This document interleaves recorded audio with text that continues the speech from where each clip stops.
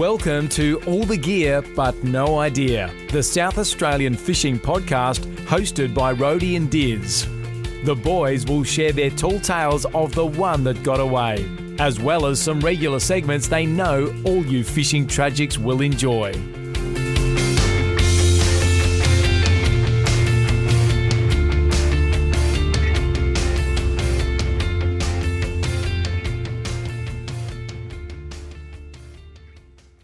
G'day and welcome to All the Gear But No Idea, the South Australian Fishing Podcast, episode 145. Dizzy, how are you, mate? I'm very good now, mate. We've cracked a beer. We're into the podcast where I'm bringing the energy. This episode, we've got a huge one. Ben Calvert's coming back on to the podcast. It's going to be great to have a chat with him, all things RecFish, mully fishing. We've got a big chat with him. It's going to be good. We have Diz. We last had him on the podcast in episode 97. Wow, we were nudging 100. 50 ago. So that's probably a couple of years there, Diz. Yeah, good call. All right, ready? Let's get into oranges and lemons. What do you got for your orange? Dizzy, this is a bittersweet one for me. Footy finals. Port aren't playing. We're flat about that. And the other thing that gets me a little bit sad is it means footy season's coming to an end. Yeah, that's where I thought you were going But with it. geez, it's good to sit down and watch some like really meaningful, high intensity games of finals footy. Yeah. It really is. You gotta scrub the calendar. I think Lucy's seen the disappointment in my eyes whenever she organises or anyone organises any social events in September. Yeah. That now nobody invites me to anything in September, and I'm very, very happy. They just automatically know don't bother talking to Rhodey in September, Yeah. especially if Port are playing. Yeah, I'm out. So footy finals, great. I love it. Yeah, good call. All right, now my orange has been some positive signs of some areas recovering slightly from the algae. Edithburg?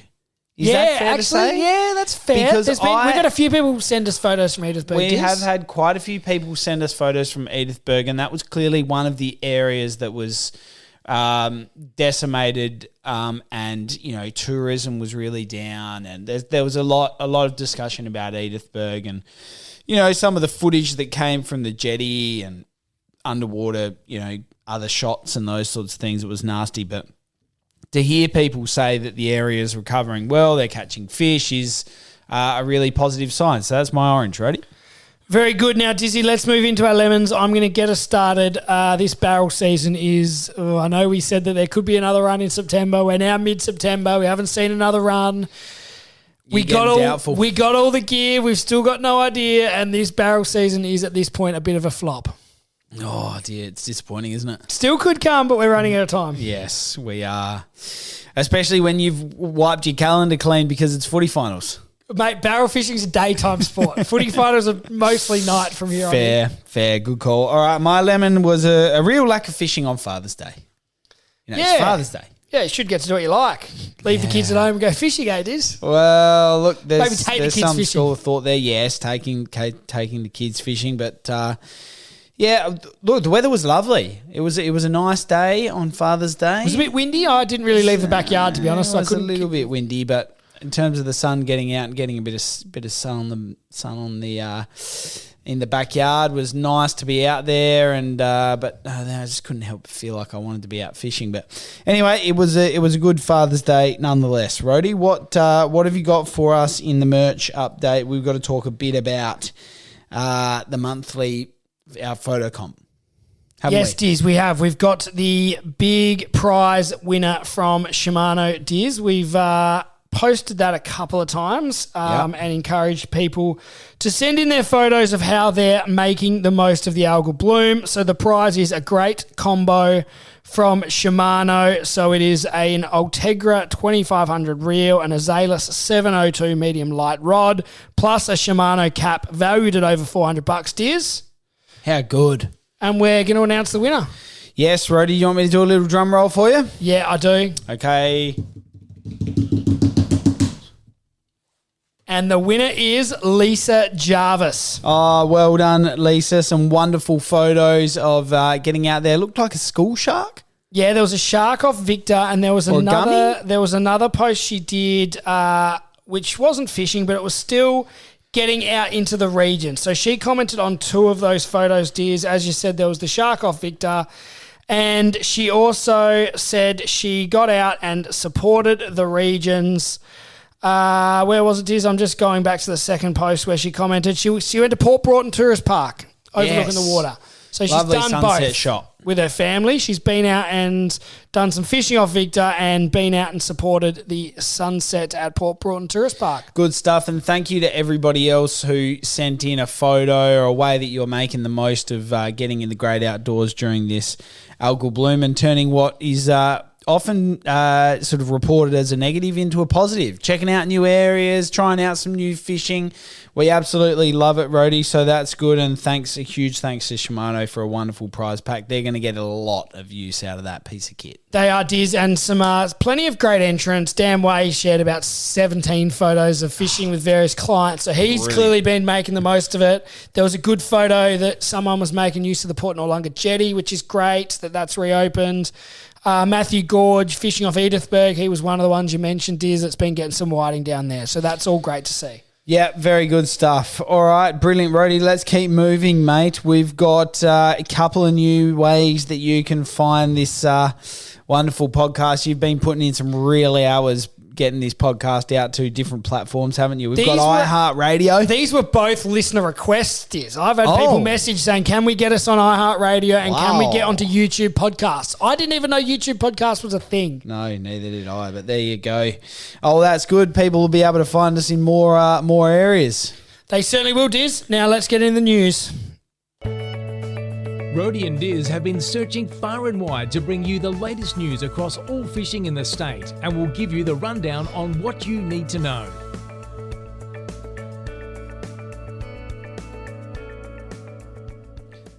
Geez, it's exciting when you see RecFish pop up in your email, isn't it?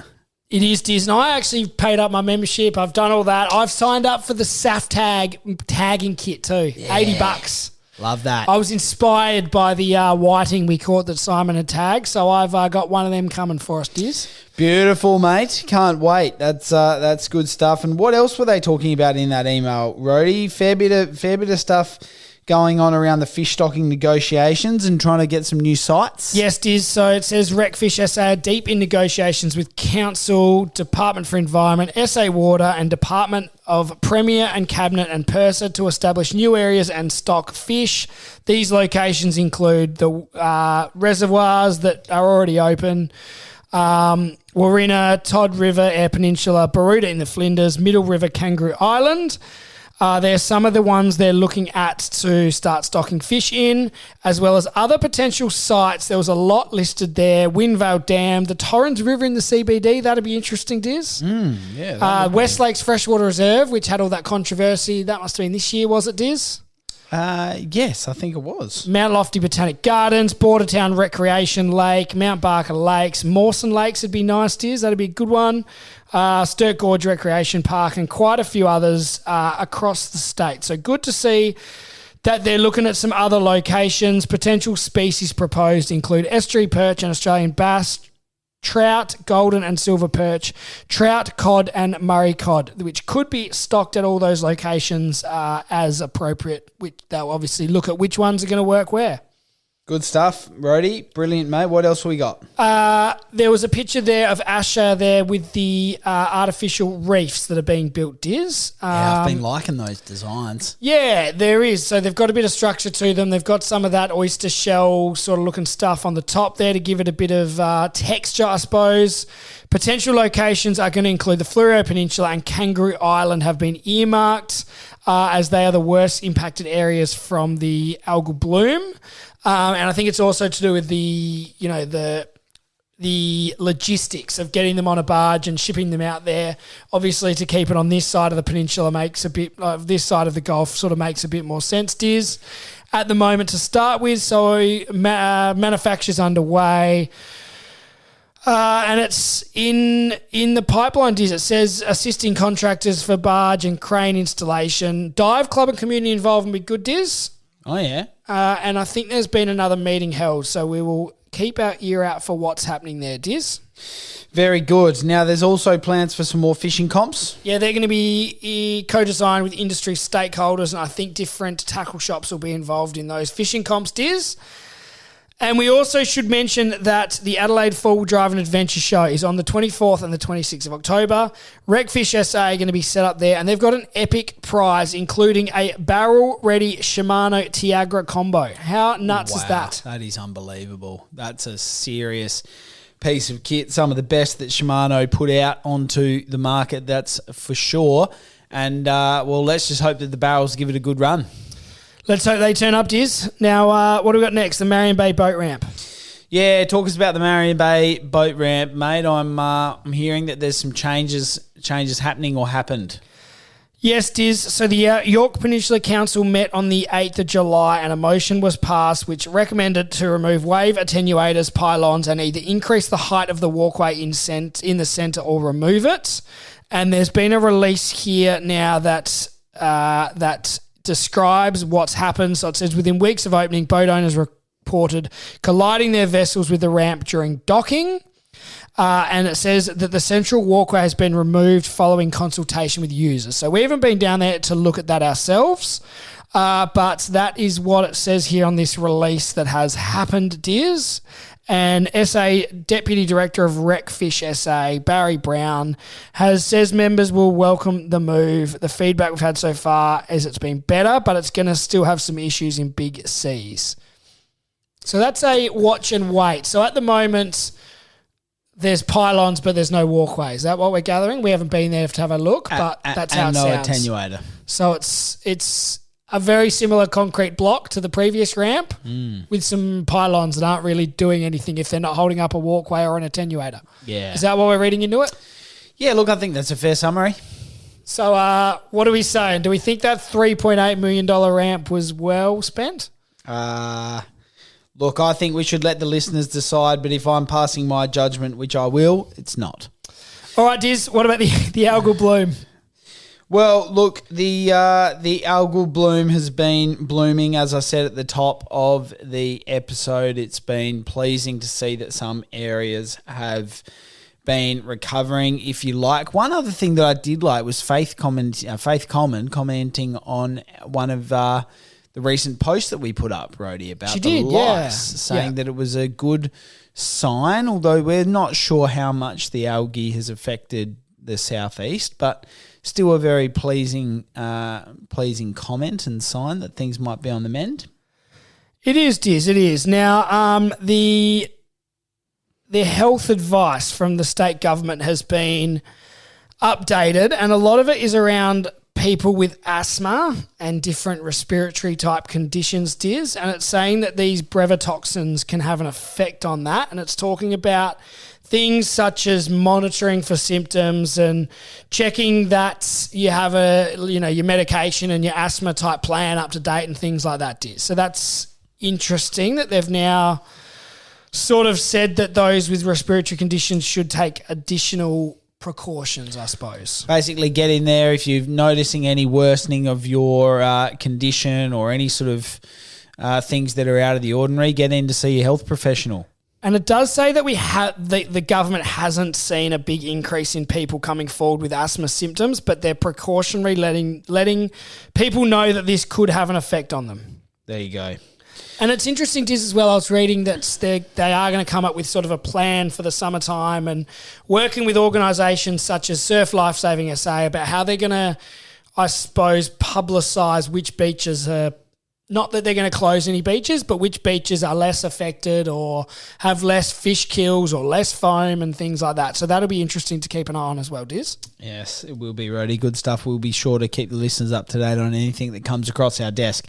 Rhodey, what's happening in Port Lincoln? There was a federal inquiry. Yeah, so there's been, I suppose, a series of meetings over in Port Lincoln talking about how it's hit the seafood industry.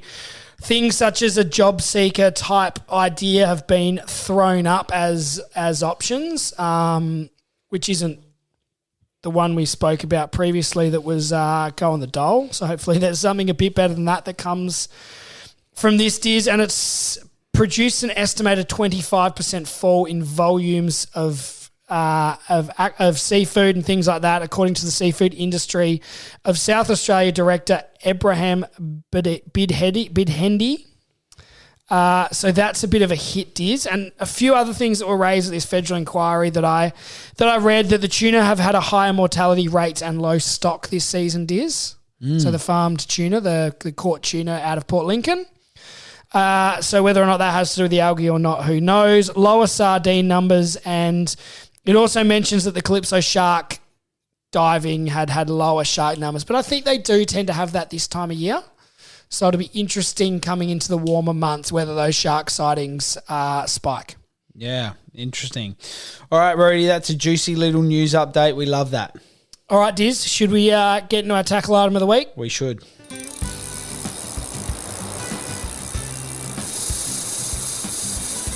Now it's time for Rody and Diz to really show you what it means to have all the gear with a lot of idea as they review a tackle item of the week. This tackle item of the week, Rody, is something that you're going to find buried in the bottom or the top or the midsection of a lot of people's tackle bags. As I just demonstrated, Diz, I pulled it out of my cupboard when you mentioned it. You did. It is, of course, the hookies. Yep. Now, why is this topical? Why are you bringing this up now? Well, I'm bringing up the hookies because I happened to get one for my birthday. It came in one of my Yeti cups. Yeah, you talked about these last episode, I think, didn't you? I got some lovely You weren't particularly Yeti cups. Thankful for your birthday present. I don't think I'm going to have a need for the hot pink Yeti cup, but we got it. All right, okay, we got it. There was some great Yeti cups. Love Yeti. Real shout out to Yeti. They're great pieces of kit. Anyway, in one of the Yeti cups was a hookies, and it really is one of those things that you'll find on the bench on your way out of a tackle store. Yes, you know where they have that sort of those cheaper items. It's a little knick-knack. Yeah.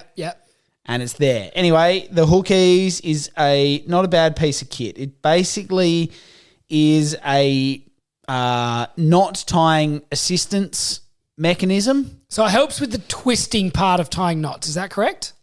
It does, but I think it also is one of those things that just the nature of it kind of secures the hook in place. So it makes it a little bit easier. If you want to snell a hook, for example, it might be easier to do it with the hookies in mind. And, you know, you've got a nice little line cutter on the back, which is helpful to getting rid of those annoying tag ends. Yeah, that helps. Which is good. You can fit a range of different size hooks in here. I'm not sure you're getting any, sharking hooks in here, but you'll get your vast majority of your sort of bread and butter type species hooks in here. And it's just going to help you tie some common knots, as well as I say, if you're, you might be snelling a few hooks, or you might be sort of, tying up a few rigs in preparation for summer, whatever you might be doing. It's really good. And as you said, it does help with the twisting motion, which is common in a lot of knots. E.g., might be really helpful for a bimini twist, might be really helpful for a blood knot. A couple of those things might just help you out. So I've just jumped on their website, Diz, for a bit more information, and it works on long and short shank hooks, circle hooks, jig heads, different swivels. It says it supports anglers with arthritis, shaky hands, or poor eyesight, and it simplifies tying the double blood knot, the FG knot, the improved clinch knot, the Yucatan uni knot, and the bimini twist, and more. That's a great summary, Rody. Well done. So, Diz, that is it's probably an underrated tackle item there, Diz. Yeah, I think so. We love filling these tackle items with anything and everything, and this is one of those things that I think you may have it in your tackle box and you don't even know it. So you might want to pull it out and give it a bit of a run. If not, keep your eye on the counter as you walk out of your next tackle stop and grab one. And it's not your, $1,000 Shimano barrel combo that you might win at the full drive and boating show. Nah. It's just one of those cheap items that isn't going to catch you the fish of a lifetime, but it could make your life just that bit easier. Good call, Rody. That's a not a bad little tackle item of the week section there. Let's move on from there because we've got a huge guest. Let's get Ben on the line. Now it's time to get our guest on the line. We'll ask them the all-important 5 questions, then chat all things fishing in SA. All right, Dizzy, we are joined here today by Ben Calvert. He's a repeat guest on the podcast. We had him on episode 97, December 22nd, 2023. Ben, welcome back to the podcast. Yeah, thanks, guys. Thanks for having me again. Mate, it's great to chat to you again. We are very much looking forward to having a chat with you. And we did do our 5 questions with you that time ago when we had you on the first time. So we won't rip through all of those again. But maybe if you can think about a notable catch that you've had of late or something to that effect that you can just talk us through about one that you've caught recently. Yeah, probably the standout fish was last time I headed up to Cairns. I went up to Cairns over Christmas, I suppose, last year. I went and stayed with a couple of mates of mine. I reckon we were there for only a few hours. We went and fished out of Tinaroo. We ended up anchoring the boat and walking up to one of the areas where it sort of floods over, and I managed to snag a 110 land-based. Yeah, so I was pretty stoked with that. To be honest, the rest of the trip, it was very difficult. I'll take the good ones when you can get them. But yeah, I did try a bit of fly fishing as well. Jack Porter from Porter's Flies made up some neat little flies for me to give a shot. So I was pretty concentrated on trying to catch something with them. And Reedy's Lures had some prototype stuff to throw around. So I gave them a farewell, but yeah, it was just tricky timing after that. But yeah, 4 hours into landing in Cairns and landing in metre 10, it's pretty damn good fish. Absolutely nothing wrong with that at all, Ben. That's very impressive. Now, last time we spoke to you, you were spending a lot of time up there fishing competitions. Have you been doing any of that? No, I haven't had a chance to get back up for the comp side of things. Just the expense of it, really. It's over such a long period of time. They have shortened the time period this year. I would have loved to have got up there and done it again, but I have recently just sort of started my own business, and it's somewhat taken a bit of my spare time away from it. But yeah, we might try and get up there next year, I reckon. I do miss it. It is good fun. So yeah. Bloody work, don't you hate that? Yeah. Just gets in the way. I don't remember the last time work helped us. No, that's it. I mean, the money side of things is great. Yeah, it's a bonus, isn't it? Awesome, Ben. Now, mate, we're keen to hear about you taking on some of these kids and women's clinics from the RecFish, mate. Talk us through all of that. You've taken that on recently, as we understand. Yeah. So I took on one of their casual positions just recently. So it's, essentially getting kids and women into fishing, teaching them as much as we can. So we're going to be doing school clinics at the likes of, say, Happy Valley. I know they do a lot out at West Lakes. Going to be doing a few beach clinics by the looks of it with, I'm not sure if you've heard of him. Most people probably have. I've never actually met him, but Casey Parkinson. Only have to look at his Instagram and that sort of thing to realise how much of a guru he is. So, I mean, I'll probably be sitting down with the kids on that one, learning as much as I can. But yeah, and then they do with the women's side of things, they do all the same clinics of different sorts, and I think they even offer discounted charters for some of the groups. It's going to be a really good thing. I just figured, well, now I am working for myself with the few spare days I can give, especially with all this algal bloom business and all of that. I'd sort of stopped fishing a little bit as of recent. But yeah, it's just given me a chance to get the spark back for it. And, if I can help kids or anyone really get into fishing, everyone knows I'm pretty happy to help wherever I can. So, no, I think it'll be a really good thing. Very good. It's two things on that. One, it's good to have someone who's caught as many impressive fish as you teaching the next generation. So we're pumped with that, Ben. But secondly, we were talking on must have been a couple of episodes ago about business cards, Diz. We might have to flick a few down to Ben and pass them out, put a little QR code on there and get a few new listeners out of it, Diz. That is a shameless plug. It is an absolutely shameless plug. Well, Ben will teach them like the absolute essentials of fishing, and then we'll just dribble on and they'll learn something here and there from us too. That's right. We'll just take them straight to whatever episode this is, 145, and they can listen to this rabble of a conversation going on that you've started here. No, that's very good. Mate, very impressed. Always really happy to see the stuff that RecFish getting up to, and really do appreciate the effort that people put in to make these things happen. So that's really great, and we're looking forward to seeing that. You mentioned the algal bloom, mate. We've been talking about it a lot. We've been trying to give a positive spin on things, and the clinics is certainly a positive spin on that, because they're going to find a way to get people into fishing regardless of what's happening. But give us your take on it, mate. What are you seeing, and what are you hearing? It's obviously very devastating.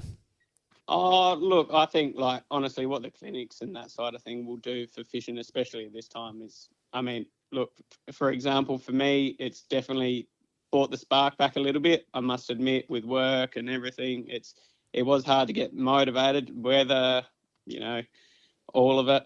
It all adds up. But no, I think, like, with what they're doing, and especially who they've got involved, like I said, like, most of the children have to be supervised. So, if you've got a kid that's umming and ahhing, even if yourself's umming and ahhing about fishing and certain sorts, you'd be mad not to sign up with, a Mulloway beach session with the likes of Casey and all the other absolute gurus that they get involved with and get around. I think, yeah, it's a really good thing. Like, this isn't going to last forever. It's certainly going to pass, and we'll work it out. I think we've got a few knot tying seminars down at the local tackle worlds and that sort of thing. So, yeah, look, I think it's a great thing. It's definitely going to help people get started. And, yeah, if it's a little slow to start, that's fine in terms of the fishing. But, yeah, I think it's definitely a positive thing that RecFish are doing. And, yeah, why not start now? Yep, I can see here sports fishing scene's got a knot tying session coming up. So does Gotcha St Morris. And I'm going to see if Dizzy can get in and you can teach him how to tie some knots, because I'm sick of doing it for him. Yeah, well, I've got a few mates that I might invite down. Well, if you don't know knots tie lots, as we say in the business, so yeah, I've never had a triple granny let me down. No, very good, Ben. Now, mate, one thing we did touch on before we had you on today's episode is some of the Mulloway fishing in the Coorong. Talk us through it, mate. It's something that we've been down there a few times. We took our tinny down there back in the day a couple of times. We never really had a lot of success on the mullies, so we're keen to get a few tips from you, mate, on how to target the mullies down in the Coorong. Yeah, so I think it was not long after I spoke to you guys last, I got right into it, especially coming off a hot Barra scene, and I had the itch pretty bad, so I went down and worked pretty hard at it. It did take me, a few sessions to sort of get my head around it, and tide times and all of that sort of thing. But yeah, I've had quite a bit of success. I don't post too much about it because everyone sort of knows where the areas are and that sort of thing. Yeah, so I think in terms of finding them is pretty well the key part. I notice, well, anyone that's gone down there, especially on a Friday or Saturday or Sunday morning, that once they're around, if you head through the channel, you'll see most people tend to, for some reason, anchor up 4 wide, especially on one corner. Yeah. I find, sitting and waiting definitely isn't a bad approach, but you mostly find these fish move, and they move quick. You can hook up onto one fish with a big school. I've got some excellent screenshots, absolutely loaded with fish, and within 5 minutes, they've moved on. So, yeah, the idea of sitting and waiting definitely works. The fish will eventually come past you. There's no doubt of that. When and how and all of that, I haven't worked that part out because I rely heavily on my sounder and just going looking for them. I would say that the fishing pressure on the weekends definitely is a hindrance more than a help. They definitely are. I mean, I've taken a lot of mates and family out on a weekend, and it is usually a lot harder to get a few fish. But yeah, if you can read a sounder, especially with side scan, you're definitely within a lot more of a chance of getting that fish, I'd say. And can you tell us what you're looking for? Like, are you actually looking for Mulloway themselves, or are you looking for the bait fish, or what are you sort of looking for, or structure on your sounder as a starting point? What are you searching for? I tend to look mostly for the fish, to be honest. They show up really well in the Coorong. There's not a whole lot throughout there. There are some like corally, reefy, sort of bomby sections, I guess you'd kind of say, scattered throughout. But the fish stand out really well.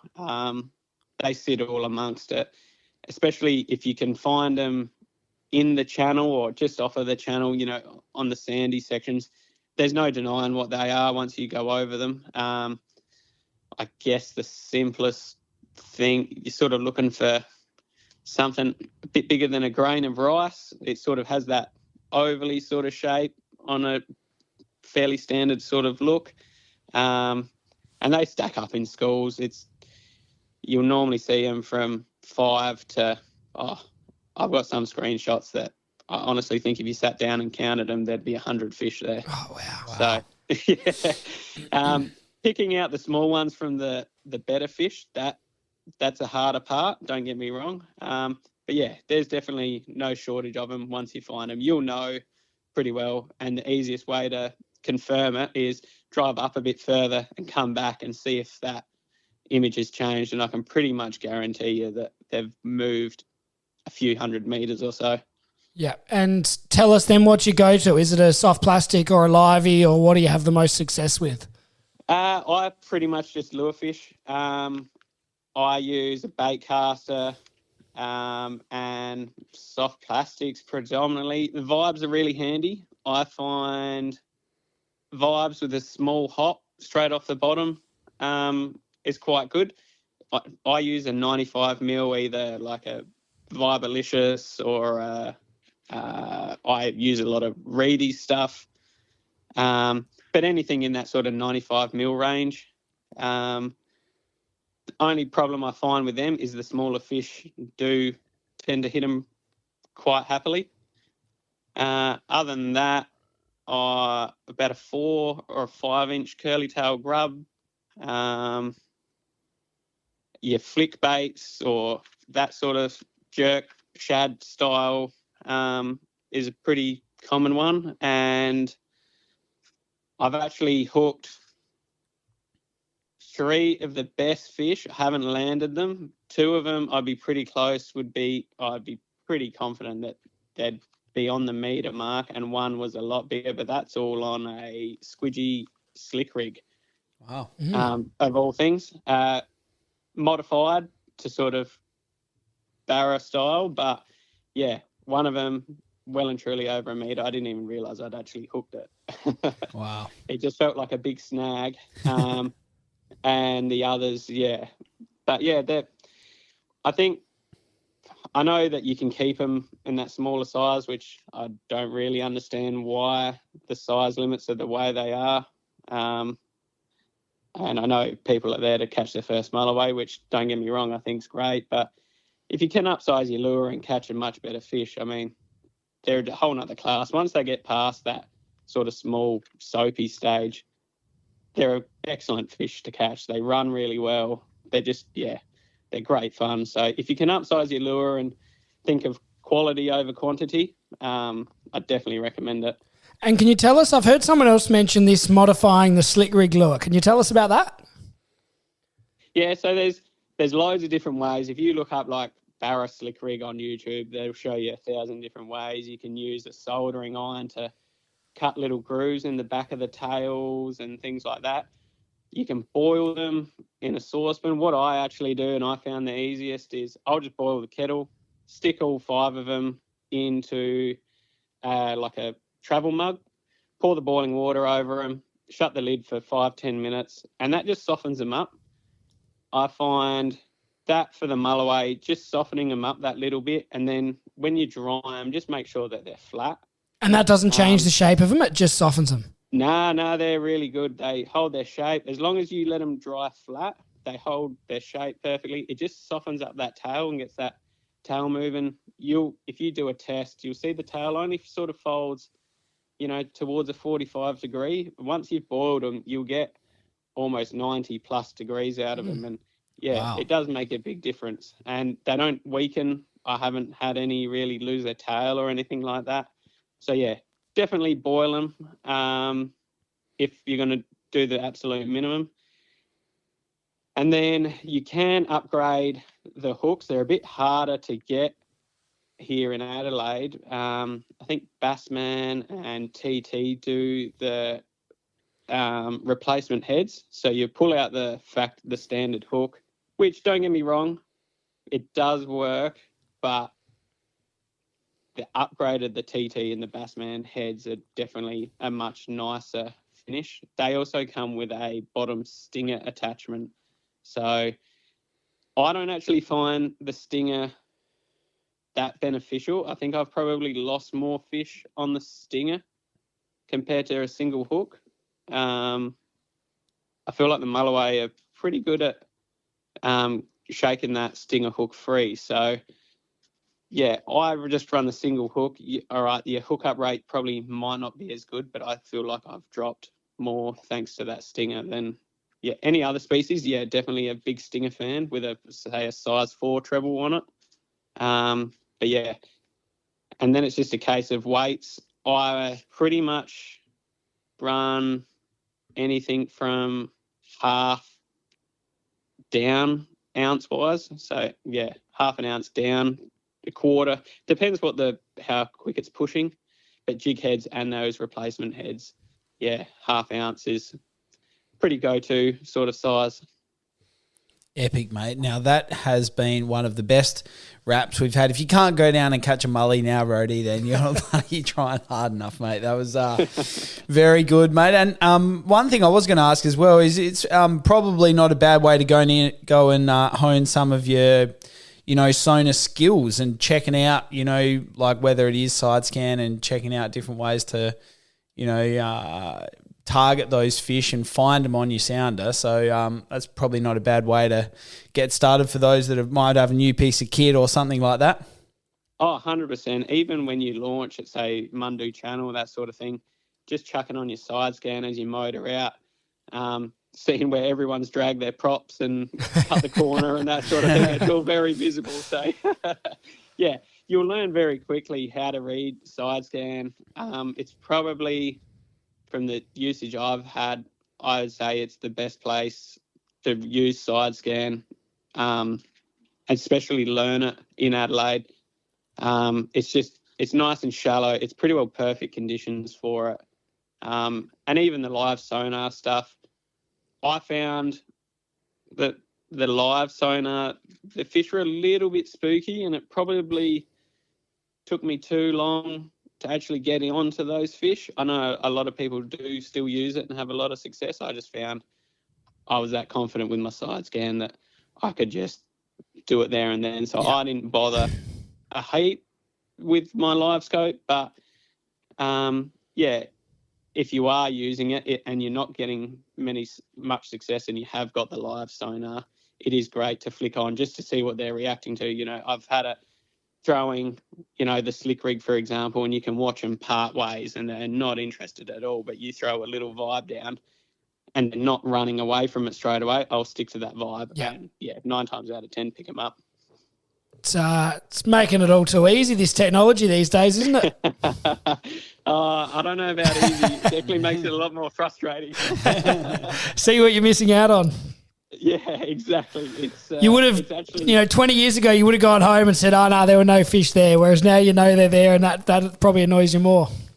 Oh, it's amazing to think, like, how hard or how lucky people were to sort of catch fish. When you put these lures down in front of these fish and you watch them swim the other way or just see how many are there, and like, you know, if you are scoping individual fish, how precise you have to be with that lure to get them to eat it. You know, you can miss them by what is probably less than half a metre, and they won't see it. They're not really coming looking for it. It's incredible to think how lucky people are to actually catch fish when you realise with this new updated sonar equipment how much effort and how perfect everything has to be for them to eat. Yep, very good, Ben. Now, before we leave you, what's on the agenda for the upcoming summer season? Mulloway, tuna, what are you thinking? I'd like to give the kingfish a pretty good hit, especially with, you know, as I said, the sounding equipment. The tuna, I'll go out a few times, no doubt. But, yeah, I'm definitely keen to get on the Coorong. I'll be sticking to weekdays just to try and keep it a little bit quiet. And I'd like to actually give him a crack on the fly. I didn't have much luck. I did go and do a fly fishing course in Victoria, but throwing the small little flies on a light rod versus a big saltwater fly is a whole nother ball game. So I've got plenty of practice to do. So I'd like to catch a good Mulloway on fly out of the Coorong. And then, yeah, I'm pretty keen to give these kingfish a good whack. That sounds like a pretty good summer agenda to me. Rhodey, mate, you have been very generous with your time, Ben. Thank you very much for coming on again. We look forward to seeing what you get up to over summer, as well as the RecFish kids and women's clinics, mate. It's been great to chat to you again. No, thanks very much for having me, guys. Dizzy, that was great to catch up with Ben. He is a much better Mulloway fisherman than us. Is that fair to say? That is absolutely fair to say. And I think you should put that one on your radio on your drive to work tomorrow and learn a few things. Yeah, good call. And look, I think it's one of those things we did do a few times back in the day, but we haven't done it for quite some time, Rhodey. And I'm sort of we should do it. We definitely should. It's kind of got me thinking that we should do it again. Yeah, and great to see him getting involved in those RecFish clinics, because it's great to have people that are enthusiastic and want to help, but he's that, but he's also a bit of a guru as well. He certainly is. Good stuff, Rhodey. All right, let's get into the fishing report, mate. Rhodey and Diz have been out on the water to bring you the news about where they're biting. Now it's time for the fishing report.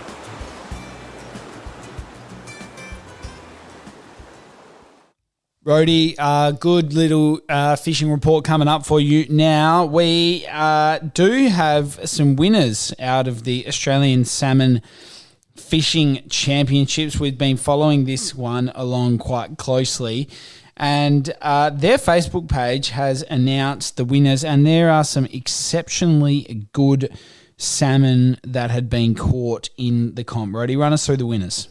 So first place, Brian Baker, 5.163 kilos. Second place, Jared Patterson, 5.117. Third place, Brian Baker, doubles up, 5.005 kilos. The kids' winner was Jackson Todd, 4.274 kilos. Diz, every single one of them is a stomping fish. They are. And I would have thought, I can't remember what size fish won it, but it seems to me like 3 5-kilo fish in the top 3 places is a pretty good year for that competition. Yeah, absolutely is, mate. And it's a wonderful little wrap up. There's a big shout out to all the sponsors. They're listed there on their Facebook post. And really, it is one of those comps that everyone just seems to really get around and really enjoys year on year. So we will look forward to covering that one in 2026 next year, mate. We should go over there one year, Diz. I know we went over there, 3 or 4 years ago, and I think we just missed the comp by a couple of weeks. Yeah, but we were close. It'd be a good one to go over and have a crack at, I reckon. It would. Good call, Rhodey. Let's talk about Port Hughes, Port Victoria, Balgowan, that sort of general area is still firing quite well on the whiting. I'm seeing a lot of posts about people even getting them from kayak, land-based, some of those sorts of things. It's obviously fishing very well I think it is fishing really well, Diz. And Richard Hill from Savage Tackle, who we had on the last podcast, tagged us in his photo. He started doing a few YouTube videos, which is great, but he got the bag again. So he seems to keep catching fish at Port Hughes. Yeah, very good. And that's really pleasing to see. We love people getting out there and having a good time with friends and family and getting on to some good fish. Rody, speaking of whiting, Shane Mansforth put up a photo of an absolute stomper. Now, I think this was a Tassie whiting. Yeah, I think it was too, Diz. I was wondering where you're going with this.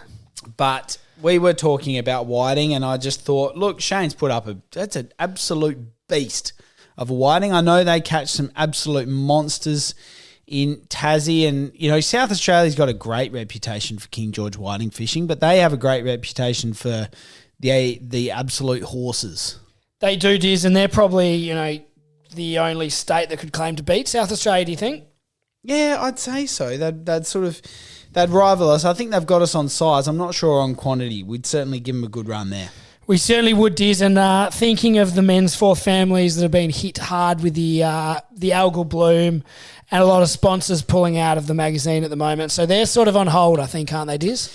Yeah, it seems that way, and we do. I mean, we've talked a lot about the devastating effect that the algal bloom has had, and that's a great example of a wonderful business that's been going on for many decades, I think, in South Australia, and we do really feel for the Mansforth and the SA Angler brand, that's for sure.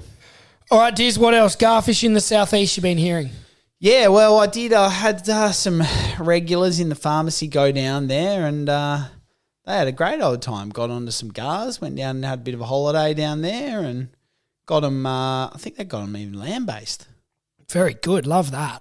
Yeah, it's just about how you got to really get your eye in on filleting them. We say this every time we mention garfish. We need to get someone to fillet them for us, or we need to get better at filleting them. Because my mum, who is an absolute seafood snob, would very rarely see her eating anything but whiting or flathead. She's decided she likes garfish better than whiting. Wow, huge call. That's a big statement from Robsy. For someone like her who has always been your real upper echelon whiting or flathead only. That's probably not a bad thing. If you go and get the bag of whiting, you don't need to give her. Perfect. Happy with that. The problem is it probably sharpens your focus on needing to get the bag of garfish. It does, but they're good fun, and we should do dabbing again as the weather warms up, Diz. Now, Fluorio, sharks. Yeah. Lisa Jarvis, we spoke about her winning the competition. I also saw Ned McHenry was out doing some filming and got some gummy sharks and school sharks and the like, and I've been hearing they've been going pretty well off Victor Harbour and the Fluorio, Diz. Well, there you go. If that's not a good enough reason to get down there and get out and see if you can't fill the freezer full of some We should do that too. Let's get some gummy shark for the kids. They'll love it. Yeah, good call. Good call. I reckon the next couple of months they'll fire off sort of O'Sullivan's and Warina and all those sort of areas, and we'll go get some 4-foot sharks for a bit of chewing. Yeah, good stuff, mate. Love that. Well, if that fishing report hasn't wet your whistle, so to speak, to get out there and get amongst them, I don't know what will, Rody. Nah, Diz, there's still plenty to be optimistic about in fishing in this state, despite the algae, and that's what we're encouraging everyone to do. Good stuff, Rody. Where can the listeners find us? Can you just rattle off every single podcast platform we're on now, please? I can't, Dizzy, because there's about 40 of them now, but all the big ones. We're now on iHeartRadio, YouTube podcast, believe it or not, that's a thing. All your main ones, your Apple podcast, your Spotify. Yeah. All those ones I mentioned, like Pod Chaser and Pod Seeker and Pod this and Pod that. We're there, Diz. Just jump on Facebook, though, and just follow along. Send us in a photo. Send us a voice message. Send us a voice message. Good stuff, Rody. Good to catch up, mate. See you guys. Rody and Diz hope you enjoyed today's episode of All the Gear But No Idea. Keep up to date by liking and sharing us on Facebook and Instagram. And you can subscribe on all the major podcast platforms. Until next time, good luck fishing.